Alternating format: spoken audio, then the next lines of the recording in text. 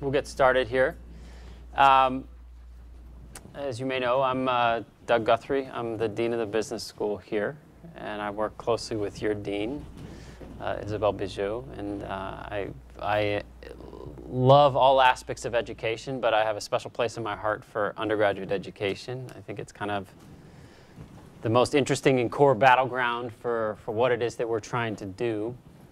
And so I want to talk a little bit about where we are as a school, and then spend some time just talking with you. I prepared a series of slides and just some information about where we're going and what we're doing, but you know, I'm really here for you this evening, and so if you have questions or comments or want to go off on a tangent, please don't hesitate to interrupt. I won't think you're rude. I'll just think you're, you know, gung-ho and want to talk about the issues, and so I won't think anything negative about you. So please, if you want to ask hard questions or questions that go off in different directions, please. But if you just also want to sit back and listen, I'll leave some time for questions at the end. So I like to usually start these conversations with thinking about the history of business school education and where we are as an institution. And in many ways, I think that actually maps on to the history of the American economy in some ways. How many know who, well, let me ask this question. Who's the most influential economist of the 20th century, in your view? Sir? In creating the platform for the 20th century, I would say Adam Smith. Contemporary, I just don't know. Okay. I would say John Maynard Keynes. Why do you say Keynes? Well, I studied Keynes in high school, and I've continually seen him come up throughout my classes about kind of his economic ideas and how it was involved with like Reagan, for example, and how he used what Keynes had spoken about. And I've just seen his kind of ideas and thoughts come up throughout our history courses as well. Okay. Anybody else have a thought? And one of the other big ones in the last century is Milton Friedman. Okay. Yeah, the champion of free market economics.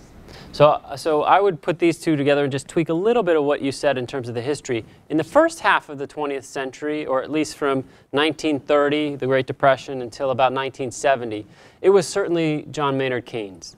Keynes, we lived in kind of a Keynesian mixed economy. We lived in a world in which we actually thought deeply about the role of the state in the economy. That didn't seem like a bad thing to many people. But around 1970, our country went through somewhat of a revolution in its economic thinking. And this was a very important revolution because it set us on a course that we're still kind of shaking out today. That revolution occurred for a couple of reasons. First of all, although we experienced the longest sustained period of economic growth in the post-World War II America from about 1946 until 1970, the country ran into many problems in 1970. We started having real problems that eventually evolved into the oil shocks of the early 1970s, what was later called stagflation. We had seen the growth of union power during this time period, and we had seen a relatively high marginal tax rate for Americans, particularly for wealthy Americans. And so there was a big sort of class war brewing, if you will. Now, during that time, there was a very kind of mathematically talented academic who was also viewed as a little bit of an extremist in his thinking, that emerged in the Chicago School in the late 1950s and 1960s. Chicago, the University of Chicago, of course, being famous for economics. And his name was Milton Friedman. Now, in the 60s, he wasn't taken so seriously as a mainstream economic thinker, but his ideas converging with what was happening in the US economy in the early 1970s really created sort of a firestorm for transforming how we think about things economically. Friedman was, I always like to think of his clarion call, or his moment in which he announced his arrival as a public intellectual, not just ivory tower intellectual, but a true public intellectual, was in September 14th, 1970, when he appeared on the cover of the New York Times Magazine and wrote an article that basically said all of this stuff about labor and stakeholders and social responsibility, that is not the business of business. The business of business is one thing and one thing only, and it follows the line of thinking of methodological individualism in neoclassical economic theory, which is that people and corporations have one purpose, and that is to maximize profit.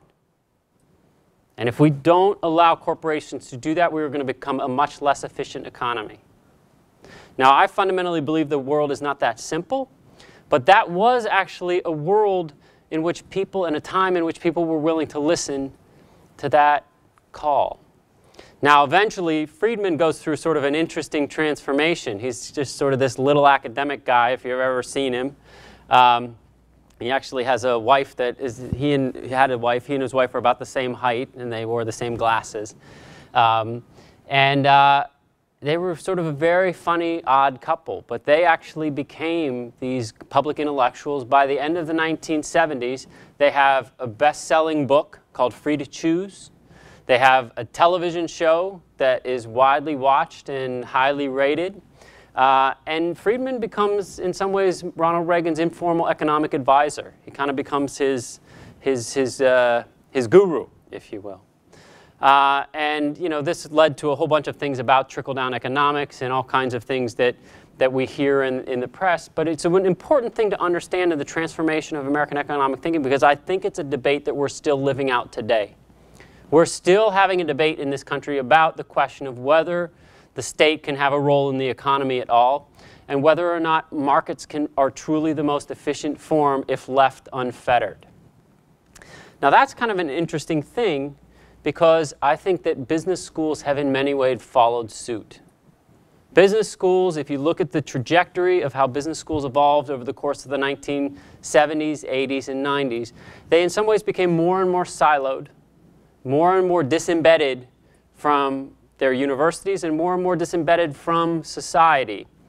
The logic in some ways being that you don't need to actually think about these things that we call externalities. These are externalities or shocks to the system, but what you really need to think about is just the efficiency of the market. Now, you are right to name Adam Smith, and Milton Friedman often cited Smith. I would contend that Milton Friedman only read to page 15 of The Wealth of Nations, because that's where the citation of the invisible hand comes out. Actually, Adam Smith was a moral philosopher who thought much more deeply about the complex relationship between state, society, and moral philosophy in many ways. But we still do live with that concept that the unfettered market is the best way to actually organize a society. Now, that's an interesting hypothesis, and it's something that we might want to consider, but there are a lot of alternative hypotheses.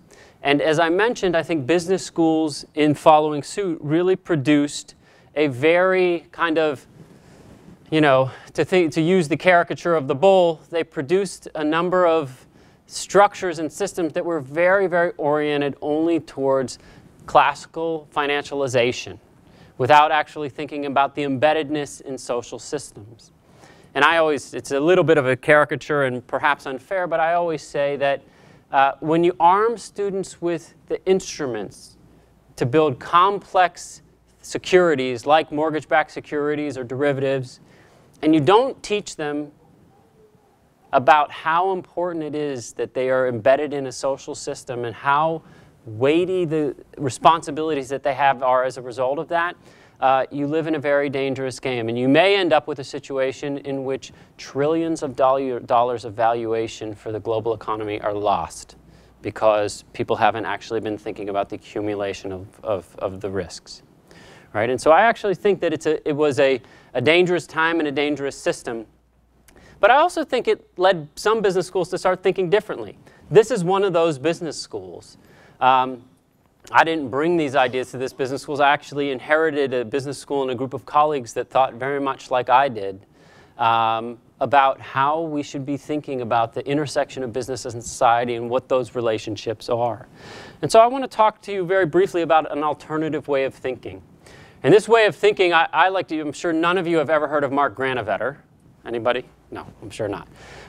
Mark Granovetter is a famous sociologist, but sociologists, which is my discipline, are never as famous as economists, and so we all are angry at economists all the time, but you know, that's just life.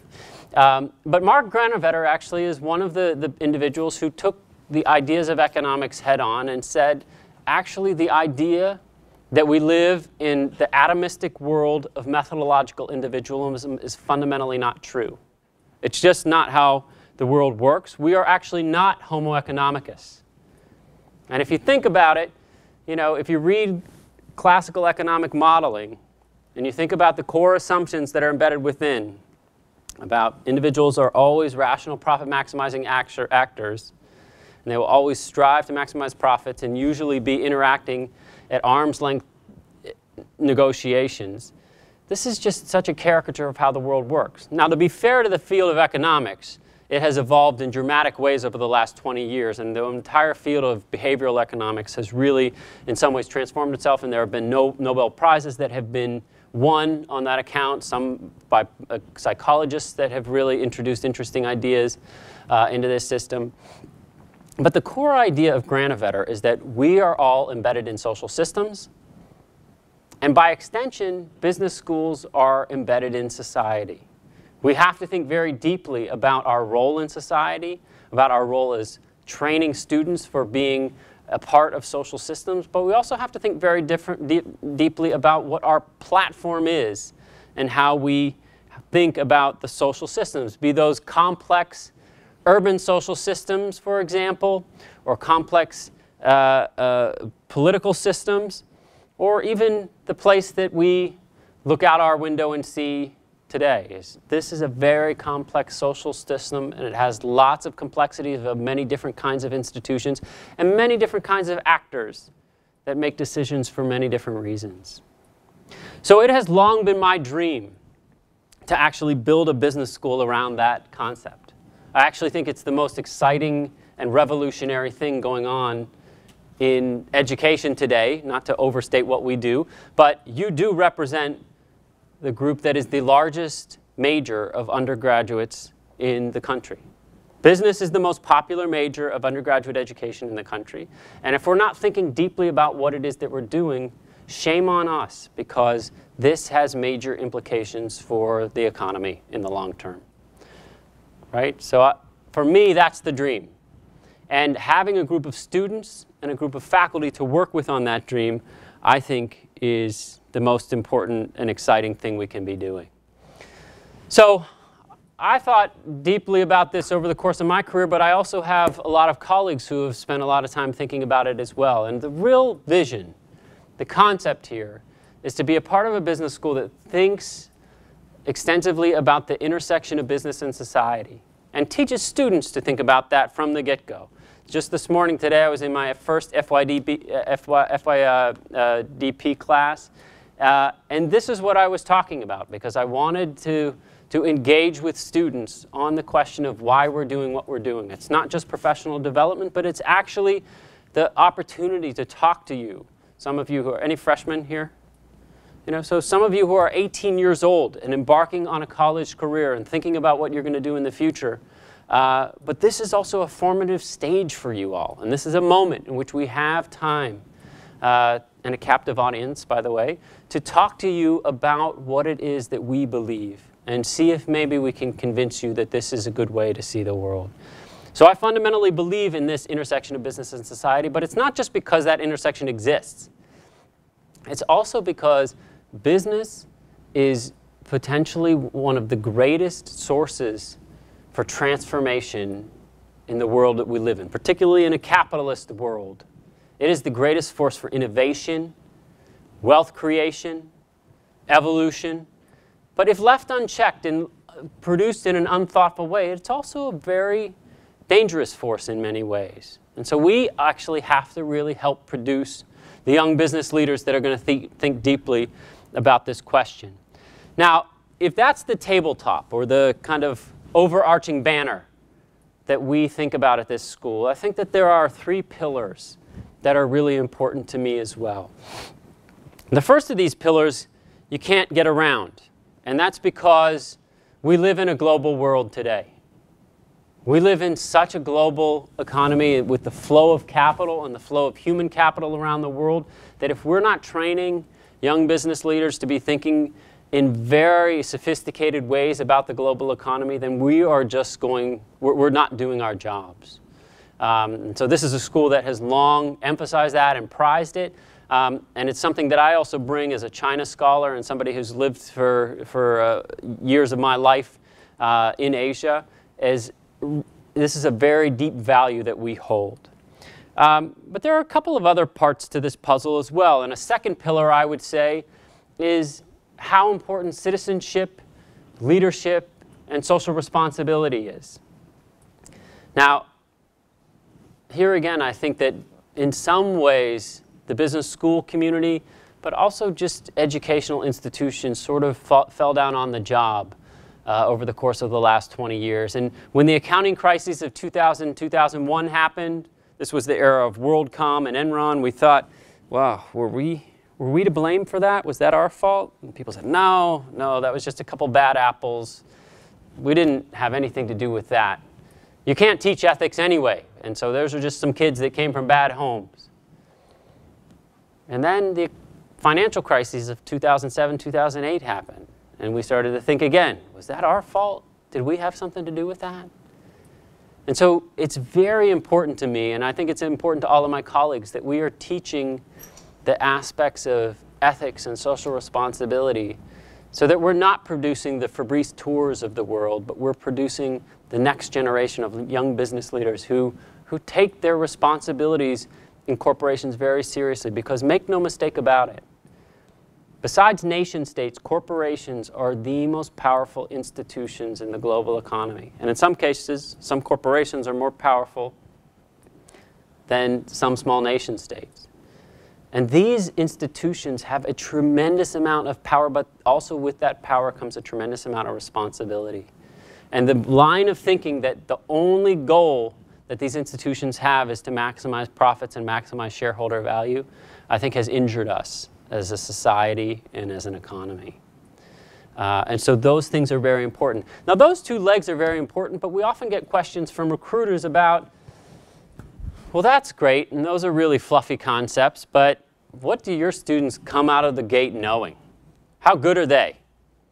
Now, most business schools think about these things in terms of functional areas, and we want to have very strong functional areas, and we have some very great areas of work. Our finance department has one of the best Masters of Finance programs in the country.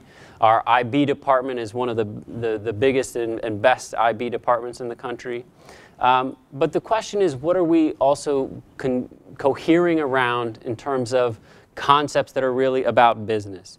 And we believe the future that is now is business analytics. We believe that it's a very important time to be teaching students how to deal with big data and how to parse data out to make decisions, whether it's decisions around ethics and social responsibility or an international project. But we think that this is really where the world and the economy is going, and we have a very nice decision sciences department that is really leading the charge in this. But we believe that all of our students are going to come out of here with very, very honed skills for thinking about data and data analytics and really thinking about how to actually parse data out to understand the global economy very well. Now, of course, the functional areas are very important here, but I think it's important then to also just think about how we go through this system with those core pillars in place. Now, I know that many of you might be concerned or want to know what our strategy and our path is to becoming an elite school. Now, this doesn't actually map so well onto the undergraduates, but I just want to give you a sense because it actually has a couple of key pieces in it that are really relevant for you all in terms of what we're emphasizing. Now, one of the reasons I say it doesn't map well onto what the undergraduate rankings are about is the undergraduate rankings are, in my opinion, a little bit of a farce because they just are, some kind of 5-point scale that deans fill out. But actually, the Business Week rankings do capture something. And so I want to let you know some of the things that we're emphasizing that are really relevant for what your experiences in the school are. The first thing that I think is really interesting to note in all of this is that rankings usually break down into 3 core areas.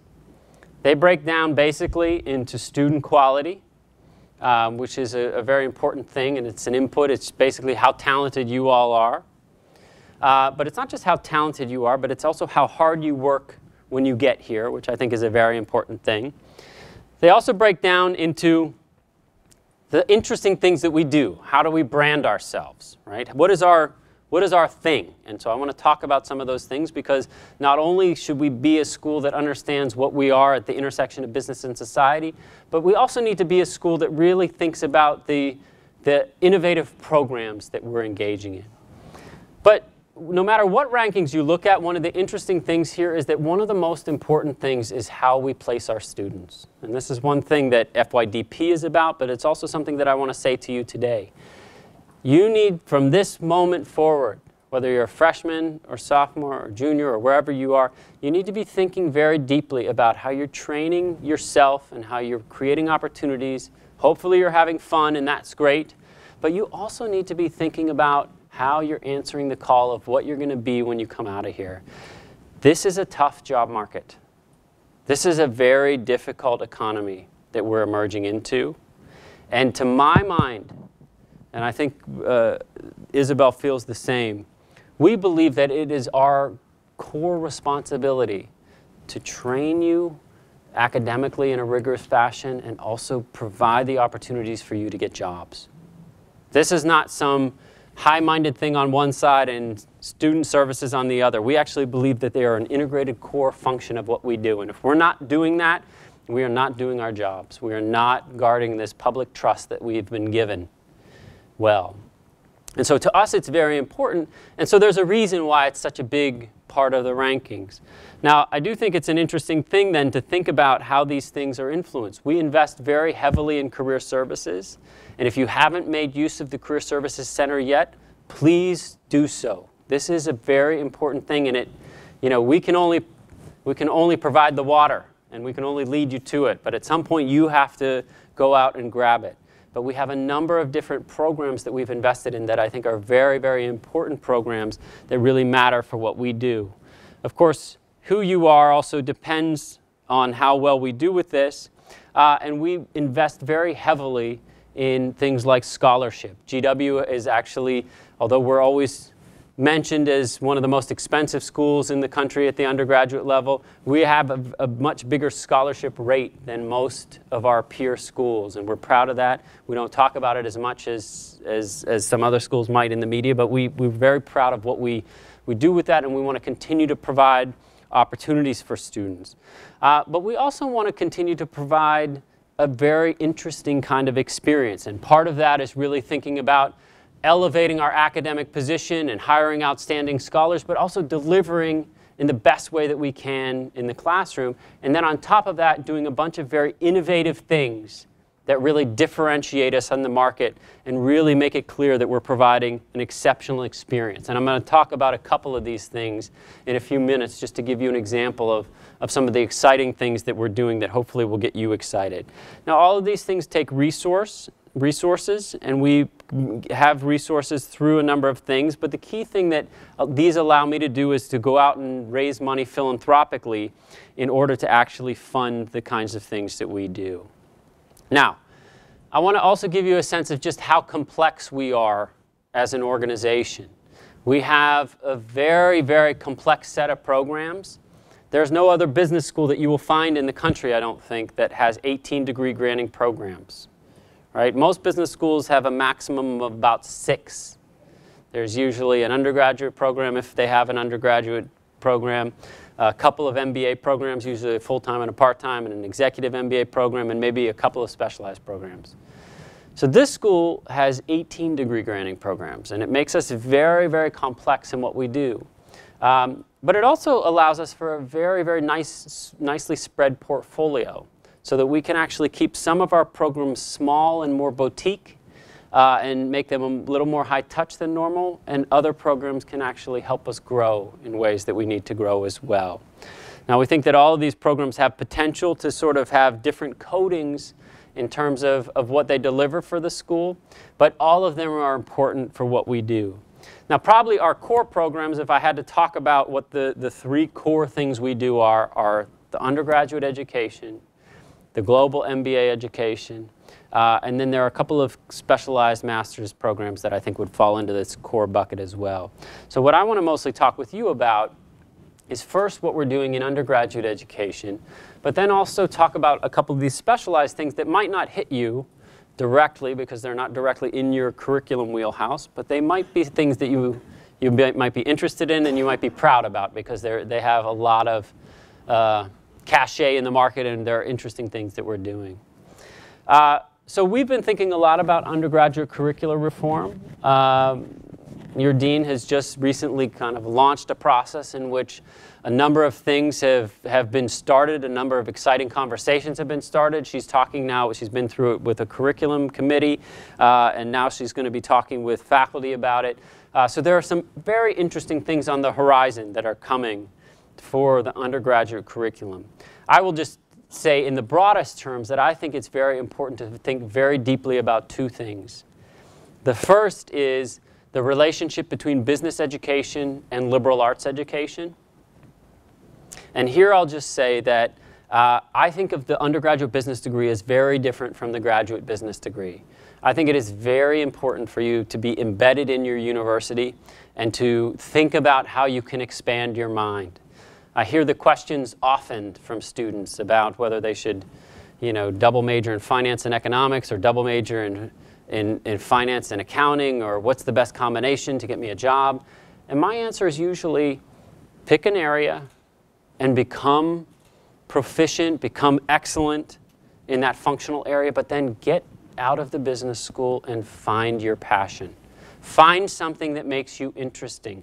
Find something that you are passionate about and that you can talk about, that shows you know something about the world, whether it's international politics or some other country or the arts or theater or English literature, but something that is outside of this world, because you will find that what recruiters want is they want smart people, first and foremost. They want people who have functional skills, but they want people who have passions and a breadth of knowledge.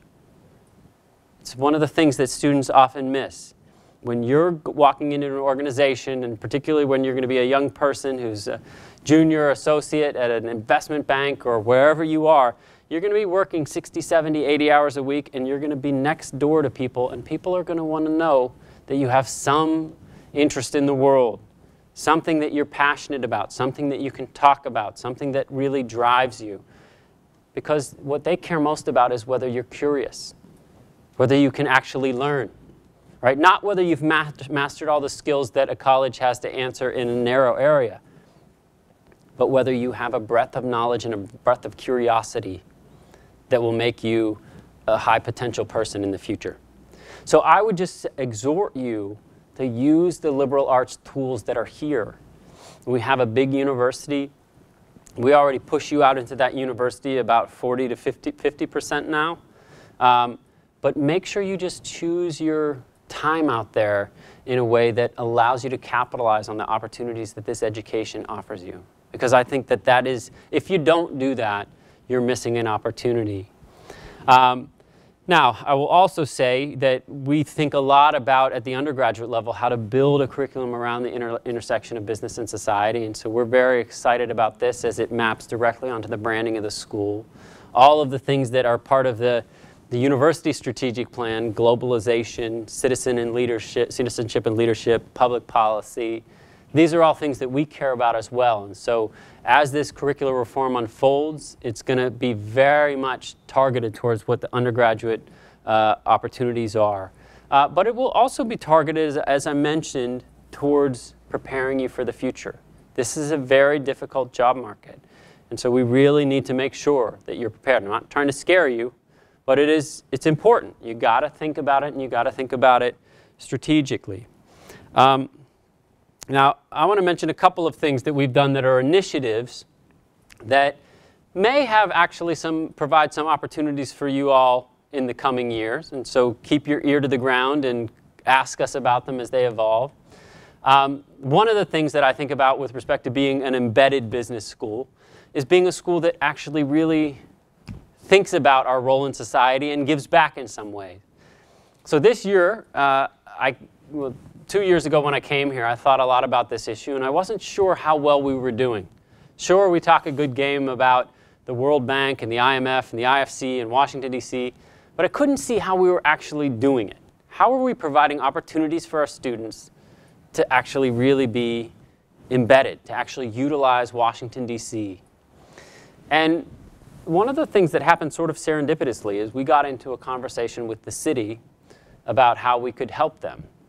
And this was an interesting conversation because typically I think when you think of Washington, D.C. and you think about the opportunities that you have as a student here, you think of Capitol Hill, you think about internships with congressmen, you think about maybe K Street.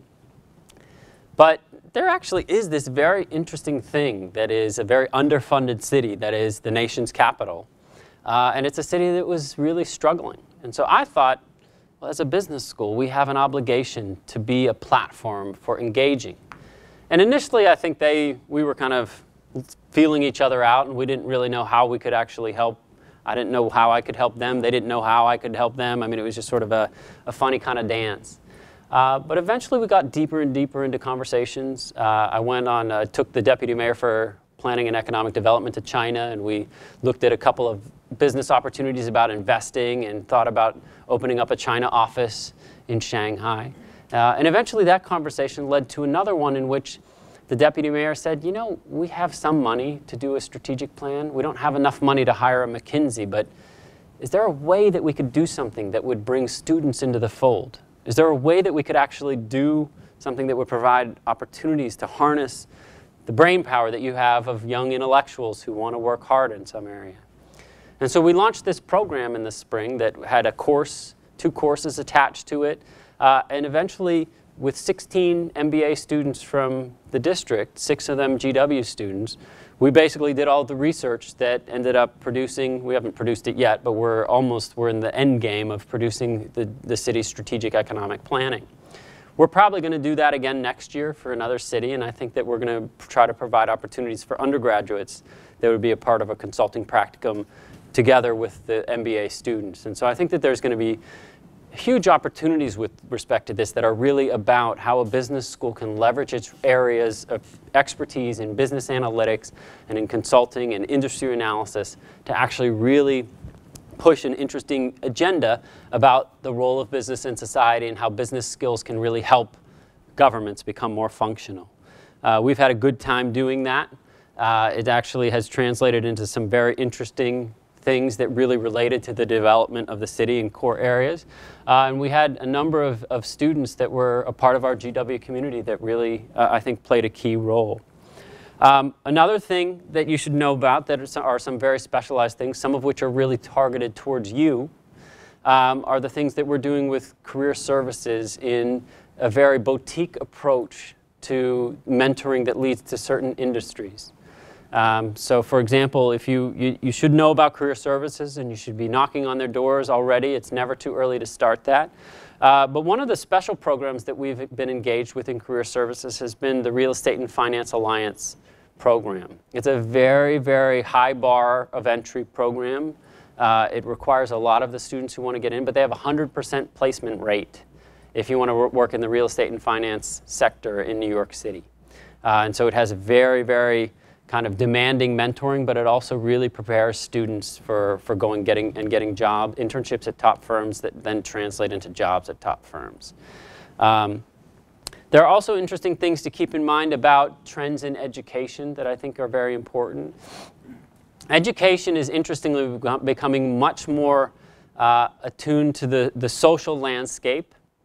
But that social landscape doesn't mean the massification of education, which is what these massive open online course offerings are about. These are, in my opinion, sort of gimmicky because they just sort of throw open the doors and say education is just about posting things online. But we actually believe that there's a very specific way that you can actually harness online education to actually drill down to the level of the individual and customize things for individuals specifically. That's a very different thing than massive open online coursework. And so it's an area that we're playing in right now and working to move through very aggressively. This is a world that's very much connected to social media, and so it's something that we're really working hard to play with, but it's also something that I think is going to be a very important part of the kinds of offerings that you'll be seeing. You may also sometimes see a bunch of very big people walking around our halls. We have a new program called the STAR EMBA program. that's mostly an executive MBA program for professional football players. It's mostly for professional athletes in general, but it's really targeted around the NFL. But it's a very neat program. It's gotten a tremendous amount of press over the last couple of years because we really have worked hard to develop a pipeline and a class of the best professional athletes that are out there in terms of their educational acumen. Some of them are people who have been multiple Super Bowl winners, but have also been honor students at Cornell and other places. And so these kinds of things, I think, are very interesting and innovative things that then lead to more fundraising opportunities and give us a lot of opportunities to really be doing distinctive things in the marketplace. Another thing that we're doing that I think is going to have major impact is we're right now building one of the programs that I think is going to be one of the best in the country for elevating women who are at high potential positions in their careers onto corporate boards. This is a big topic that people are talking about a lot, but I think few places have really cracked how to do this effectively, and so it's another one of the programs that we're interested in and we're very proud of.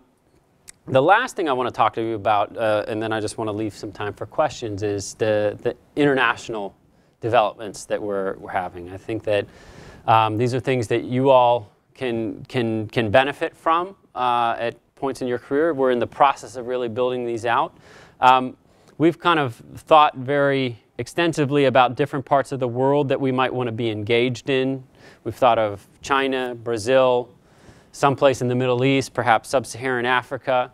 As a China scholar myself, I've really kind of pushed us along, and it's actually become not just a program of the business school, but also one of the university as a whole, to really go deep in what we're doing in China. And so I want to take a few minutes to just kind of update you on what we're doing there. Our China program has become very interesting. It's in some ways, in my opinion, become a defining moment, not just for GWSB, but also for the university as a whole. We have very quickly become a part of a very elite select group of universities in China in terms of their global positioning. These days everybody has study abroad programs everywhere, and there's nothing wrong with those. But I actually think to really have a deep understanding of how an economy works and have a deep set of engagements and exchanges, you have to build infrastructure. You can't just have agreements that send students back and forth. You actually have to really have stakes in the ground and kind of build out an institutional infrastructure there. Right now in China, there are 4 universities that are regarded as sort of a cut above all the others in terms of what their engagement is. Those are NYU, Duke, Liverpool, and Nottingham. We are right now joining that category of that, so we're probably the 5th in that group that is heading for independent degree granting status in China.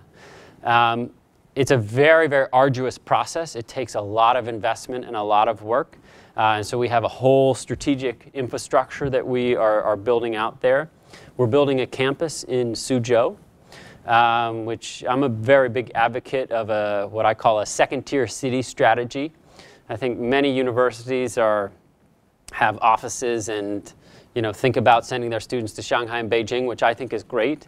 But I think if you've spent any time in China, you will know that Shanghai and Beijing are wonderful cities, but these are cosmopolitan centers. And hanging out in a hotel in Shanghai and Beijing is nice, but it's not China.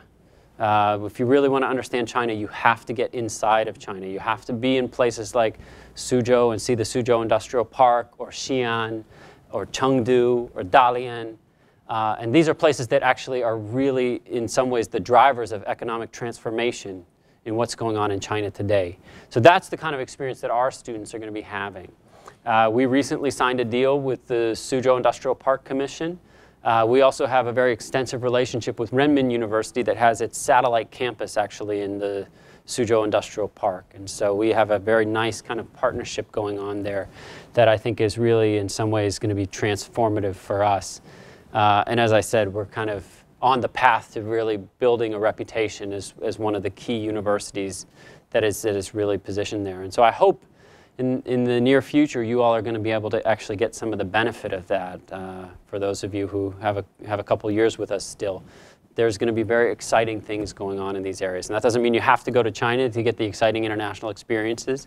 But it does mean that there are interesting opportunities that are going to be happening there and in Brazil eventually in the future. And we're also negotiating some new things in Europe. And so we really believe in the possibility that comes along with this. And I hope you guys can be as excited about it as we are. So I want to just stop right there and then take questions and you know, see what you all want to talk about. Thank you. Hi, my name is Max Chen. I'm a junior in the School of Business, concentrating in international business and minoring in sustainability. I really agreed with you when you talked about the need to teach students how business is embedded in social programs, and especially in today's modern environment, sustainability is starting to become a very big issue.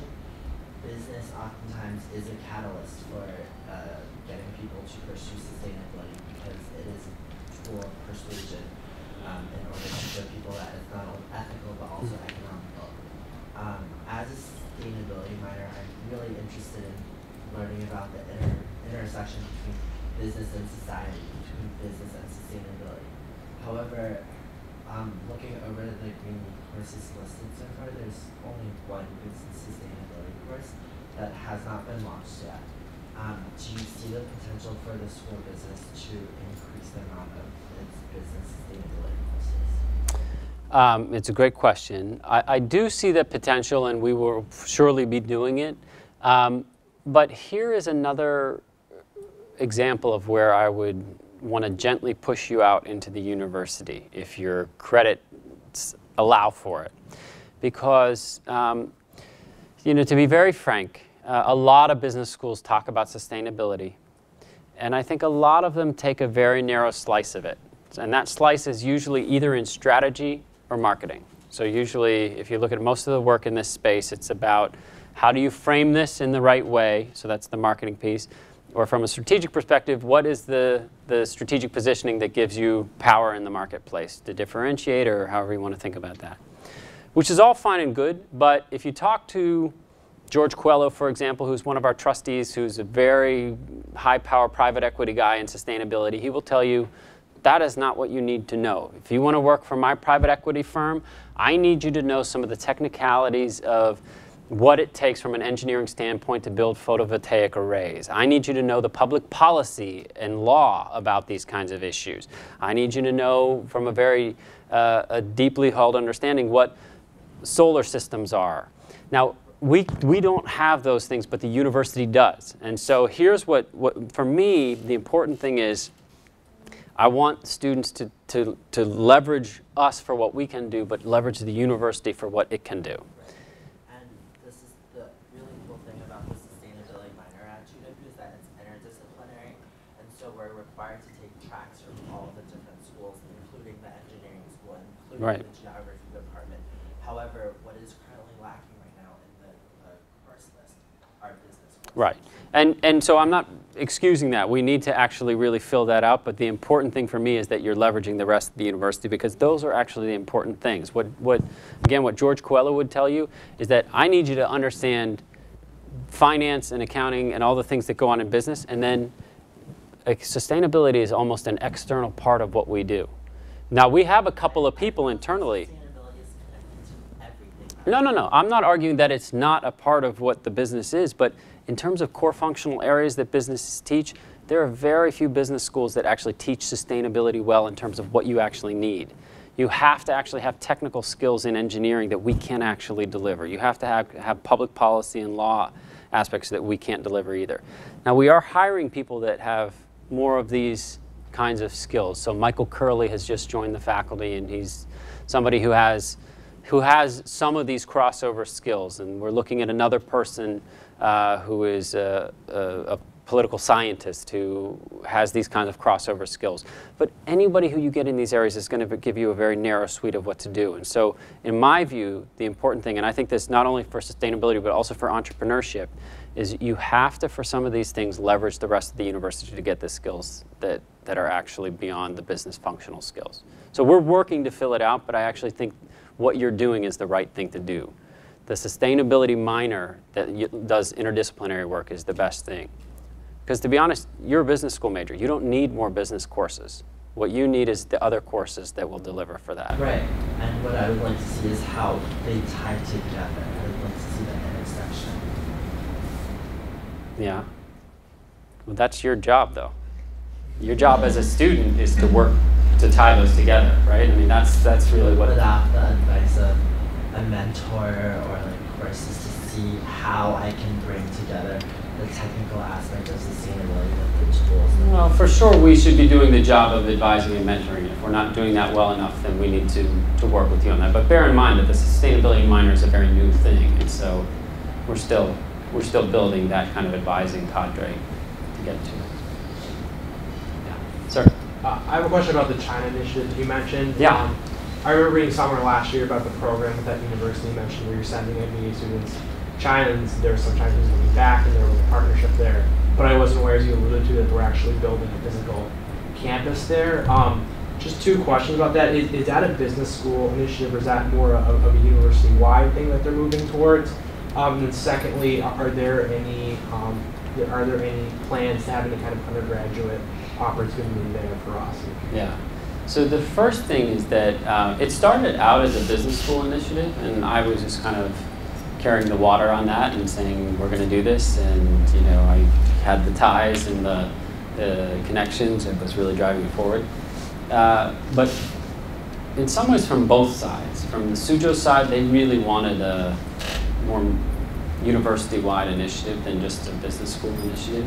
And in part because the Suzhou Industrial Park, they like what we're delivering for them in terms of business school education. Our focus right now is first in finance, second in accountancy, and probably the third thing we'll eventually do in a couple of years is a true global undergraduate program, which is going to take some time to build, but we'll eventually get there. But they like the idea of themselves becoming this, it's not quite accurate to say the Silicon Valley of China, but because their emphasis is biosciences, but they kind of want to become the biotech version of a high-tech zone. And so we need engineering and medicine and all of the other parts of the university to come with us. And so eventually when we did sign a deal, it was actually the provost, the president and I, and the deputy mayor all went over, and it was the president, it was a university-led deal. So it was Steve Knapp who signed the agreement with the Suzhou Industrial Park. And so we're very committed as an entire university to be doing this. We're very much taking the lead on this, but there are some things that Columbian College is now doing that they'll probably be the next one to roll out a program there, and on and on. And we hope that public health gets involved and the medical school gets involved. To your question about whether there will be opportunities for you, for sure. Like we don't, what year are you?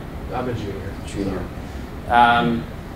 We have to, we're in the process of building out an infrastructure there. We would like very quickly for there to be a study abroad opportunity for undergraduates there by next year, but we need to talk about that more because I don't want you guys to lose out on the opportunity for those kinds of things, and so we want to try to put that in place, but we just have so many balls in the air on it that we're kind of pushing at all cylinders right now. But yes, I would hope that by next year that there will be opportunities for things like study abroad and such there.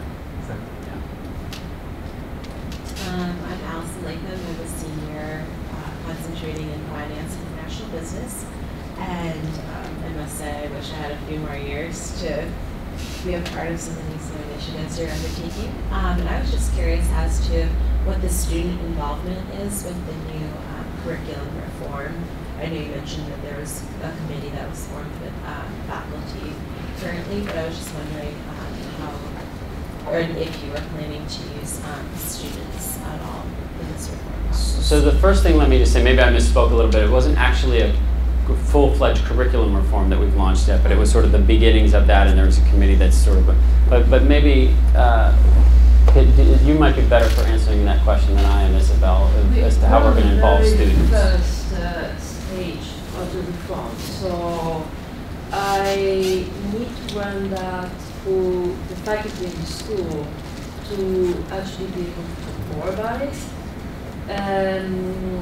We worked all summer on thinking about the BBA curriculum and thinking about other options that may come up later on.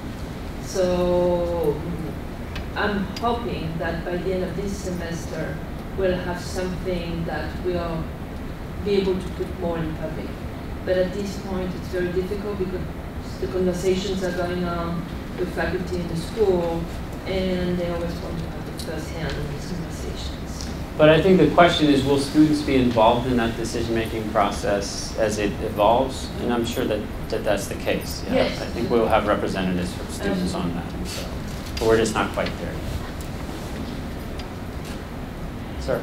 My name is Daniel Warwick. I'm a freshman in the business school, obviously, and I was wondering what the opportunities you foresee for undergrads to work in the economic development for different cities in the next few years. Yeah. So my hope is that with this next phase, so we did the strategic planning for DC this year, and it worked very well. It was a lot of work, and it was very complex, but from a pedagogical standpoint, it created a lot of really good opportunities for the MBA students, and it created a lot of, I think, very unique consulting experiences for them that gave them access that they wouldn't have had even just in a normal consulting internship.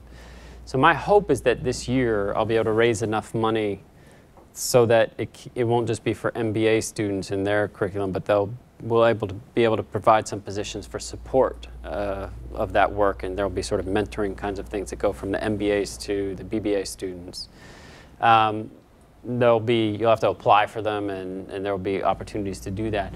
The next city it looks like that we're going to do is Atlanta, and so we think we have enough momentum with launching that I'll be announcing soon. Look for there's going to be an event on October 29th that you're welcome to come to that is going to discuss this, and we'll actually at that point be able to present the strategic plan that we did for the city. There's going to be a keynote address by the mayor of Baltimore, and then there will be a reception afterwards. And so at that point you should come to that event if you're interested, and you can kind of hear what it is that we have been doing, and there will be good opportunities to join. Other questions? Yeah. Hi, my name's Greg Liederbach. I'm a sophomore right now. I was just wondering if you could sort of, I know that it's sort of maybe not definite at this point, but I was just wondering if you could elaborate on the timeline for having the China program in place in terms of, would it be something that would be done in the next 3 years, or is it something that will be a little while longer before undergraduates are able to? No, so the thing that's going to take a couple of years is if we successfully set up this global BBA program. So we have this idea of a global BBA program that will take students. We haven't figured it out yet, but there will be time in China, time here, time in Paris, and time back here again. Or maybe not in that order, but something like that. And that's a kind of a very ambitious global cohort program that's going to take us several years to roll out. And realistically, I don't think that'll be launched till probably 2015 as the new class for that. But there will be plenty of opportunities for students to do study abroad. Like as soon as we're actually building the infrastructure for so we have a public campus that's there, that's sort of a shared campus with 4 other foreign universities. And then we have an executive education space, and we have space in Renmin University. So there's plenty of opportunity to do study abroad there. The dean and I are going to have to work together on how to actually build that in as an opportunity, and just to make sure. But we have hired the staff and the infrastructure over there to lead that. And so I would imagine actually within a year there will be opportunities to be part of what we're doing in China. Thank you. I'd first like to say thank you for joining us tonight. We certainly appreciate you taking the time to come and have this conversation with students. My name is Todd Morrill. I'm a junior in the School of Business studying finance, economics, and Chinese. I actually just got back from 7 months in China. I spent 4 months in Shanghai and then moved to Beijing, where I worked this summer. So I also want to say thank you for these branding initiatives outside of GW. But my question for you is there anything going on inside the GWSB community that will instill a bit of pride among GW students and kind of give us something to rally around?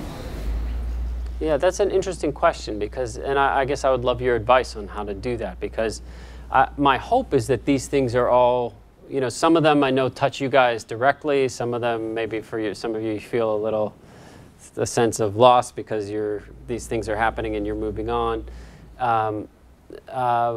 And some of them are just sort of peripheral things to be proud of that are a part of the other portfolio of programs that we have. But I'd love to work with you guys on figuring out how we can really build that pride, because it's really essential. And I don't know if that's just a matter of me spending more time with you and kind of getting us excited about things, or if it's us doing things that are more specifically focused on you know, just the core things that are bread and butter of the undergraduate programs. And so we should meet and talk about it, because I'd really love to hear about it, and maybe I could even meet with some people in groups and talk about that idea, because I want you all to feel just how much you're not just an important, but maybe, you know, one of the most important parts of what we do, and I truly believe that. But we also need to make sure that you're actually feeling that you're proud of all the stuff we're doing as well. So let's find some time to talk about it. Yeah. Any other questions? All right, well, I'll let you get to your food.